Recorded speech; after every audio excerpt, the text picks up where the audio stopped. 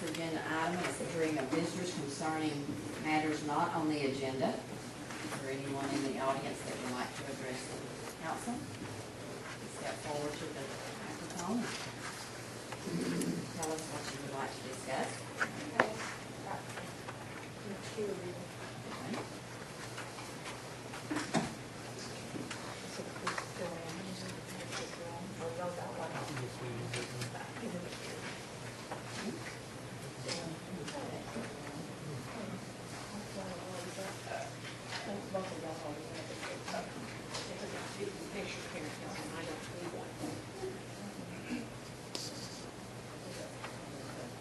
Joanne Edelman on behalf of the Humane Society of Coleman County. I'm here tonight to ask about getting on the agenda the matter that I brought before council in January of 2012. The first meeting was on January 5th, where I was asking mainly to have a law on chaining ordinance for the city of Coleman. And since then, and then after that, it turned out that there was to be more discussion about it.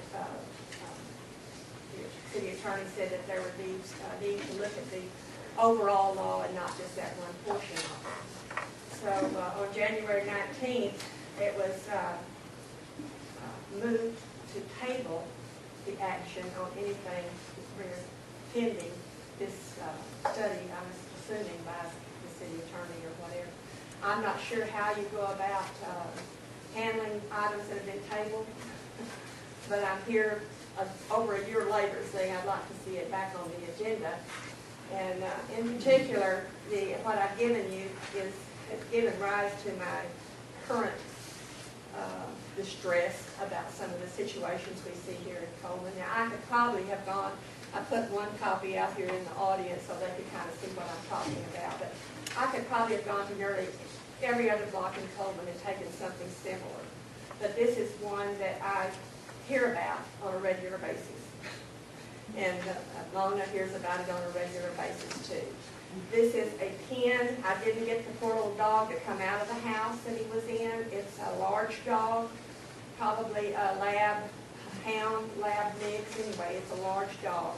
And this is what he is reduced to spending all of his life in.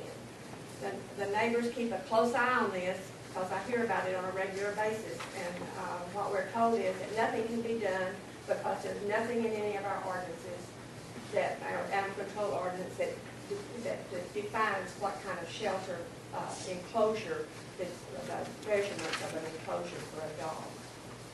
So that is also in the letter that's attached to your copy here.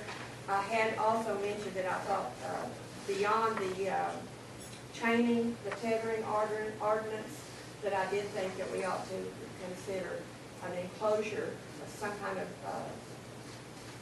definition of what an enclosure needs to be per dog. It doesn't mean that each dog that a person has to have a separate enclosure, but altogether, if you have two dogs, then you have to have X amount. If you have one dog, you have to have X amount, and so on. So because people are able to have up to 6 pets, and they can't afford. I mean, what if this woman had 6 pets in here? Would we be concerned? You know. So, and there is already a law that says unsanitary conditions, if the dog should not be kept in unsanitary conditions. But you can see, I hope you can see a little bit of what this dog has to endure. They originally had a tarp up. Mona stressed that they had to have something outside the tarp. You can see how the tarp did not work.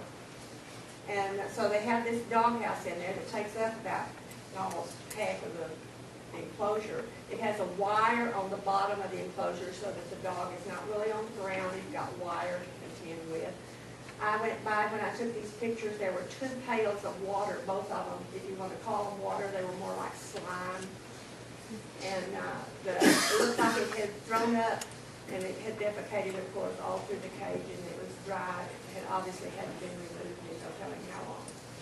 So this is the sort of thing that we need to try to address with our animal control ordinance, because it puts Mona in a very awkward position when people call and they call and they call, and there's hardly anything she can do. You know, and this sort of thing should not be allowed in Coleman, and in, I know we don't have that much, say-so about what happens in the county. We are a county organization, but we do hope that Coleman as the county seat will take the lead in trying to get these animals in a little bit better situation. Everyone knows that all you have to do is drive through Coleman to see the number of animals that are chained, and there's not much that can be done about that, because they're just, you know, the state law is so, what's the best word for it? Roy's not the English. It's broad and general, and It's very, the definition is wrong. yeah, the definition is very poor about what chaining is supposed to be. So if nothing else, I would like to have an interpretation of how that law is supposed to be interpreted locally. Because that's the only thing we have to go by is the state law, because we have nothing in our local animal ordinance.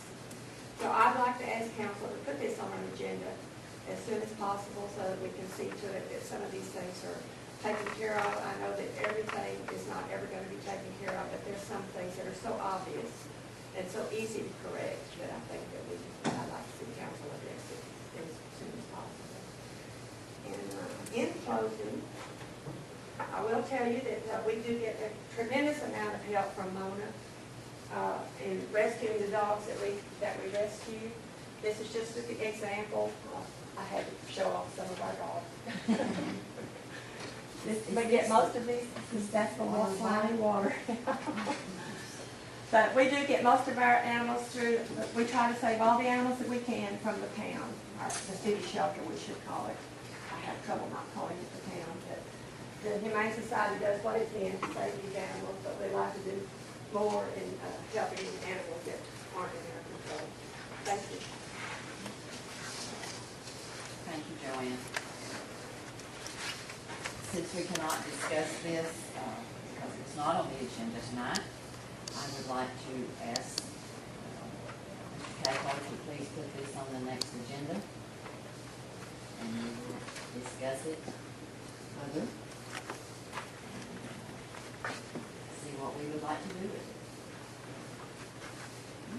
Is there anyone else that would like to address the council? Yes, ma'am.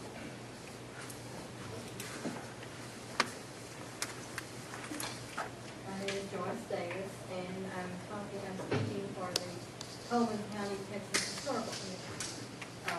It came to the attention last year that when the police department moved out of the old depot, it left that building available.